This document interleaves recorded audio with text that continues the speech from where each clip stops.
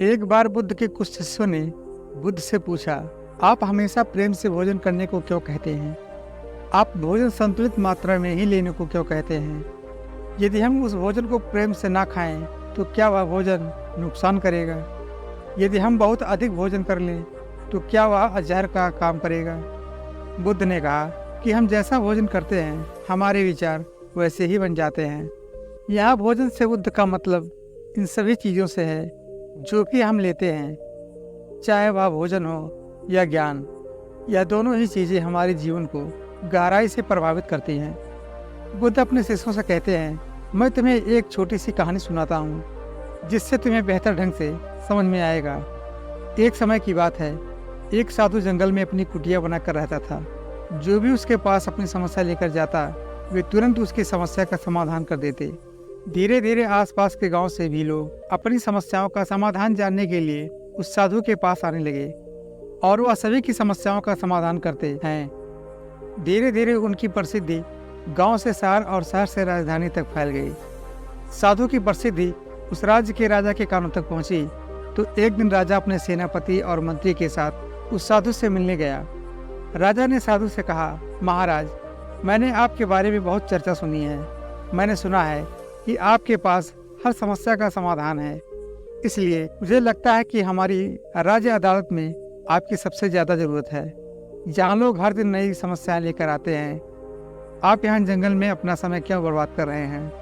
आपको यहाँ उचित भोजन भी नहीं मिलेगा, सिवाय जंगली फलों को खाना और पत्थरों पर सोना। हमारे साथ हमारे महल में आए, वहाँ आपको हर सुविधा दी जाएगी। खाने के लिए स्वादिष्ट व्यंजन होंगे। आप हमारे साथ हमारे राज दरबार में बैठिए और राज दरबार की शोभा बढ़ाइए। वह साधु उस राजा को बहुत मना करता है, लेकिन राजा नहीं मानता। उसके पैरों में गिर जाता है और अंत में साधु को अपने साथ महल में ले जाता है। और महल में वह राजा अनेक प्रकार के दान देता है, उस साधु को सुख सुविधा भी देता है। धीरे धीरे समय बीतता जाता है और इसके साथ ही धीरे धीरे साधु का व्यवहार भी बदल जाता है। आपको यकीन नहीं होगा, जिस राजा के महल में रहते रहते उस साधु का व्यवहार पूरी तरह से बदल जाता है। यह बात उस साधु को भी नहीं समझ में आता कि उसका स्वभाव इतना क्यों बदल रहा है। फिर अचानक एक दिन मौका पाकर साधु महल से भाग जाता है। वह अपने साथ कुछ कीमती सामान लेकर भागा, जिसमें रानी का हीरो का हार और तमाम जवाहरात और कुछ कीमती पत्थर होते हैं। जब राजा को साधु की चोरी के बारे में पता चलता है, वह उसे पकड़ने के लिए उसके पीछे कुछ सैनिक भेजता है। साधु को हर जगह ढूंढते हैं, लेकिन वह कहीं नहीं मिलता। साधु जंगल की तरफ भागता है और भागते भागते थक कर जंगल के बीच में एक पेड़ के नीचे बैठ जाता है। जैसे ही वह पेड़ के नीचे बैठा, तभी पेड़ से एक फल टूटकर उस साधु के पास गिरता है। साधु बहुत भूखा था तो उस फल को वो खा लिया।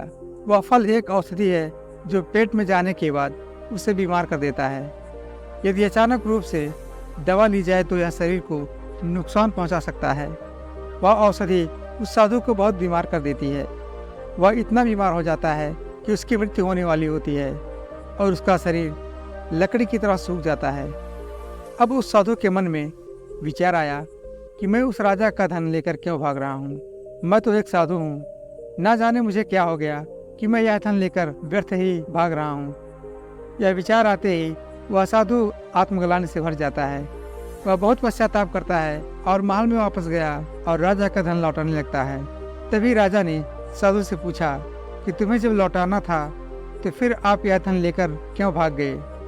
यह सुनकर साधु राजा से कहता है, क्षमा करें महाराज, लेकिन पिछले कुछ महीनों से मैंने आपका भोजन खाया, इसलिए मैंने बिल्कुल आपके जैसा ही सोचा।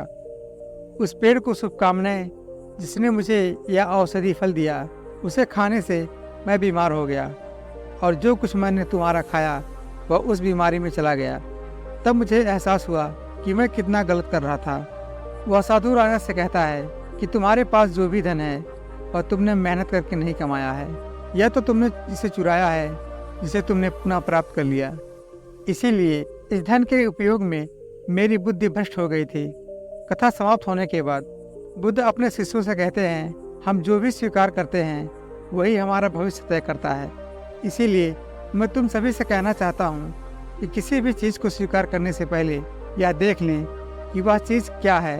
आप जो लेने जा रहे हैं वह कहाँ से आता है, क्या यह पाप से आता है, या क्या यह क्रोध या ईर्ष्या से आता है, या प्यार से? क्योंकि आप जो भी लेते हैं, चाहे वह भोजन हो या विचार, ये दोनों तय करते हैं कि आपका भविष्य कैसा होगा। दोस्तों, मुझे उम्मीद है कि आपको इस कहानी से बहुत कुछ सीखने को मिला होगा। कहानी अच्छी लगी हो तो वीडियो को एक लाइक और चैनल को सब्सक्राइब जरूर कीजिएगा। धन्यवाद।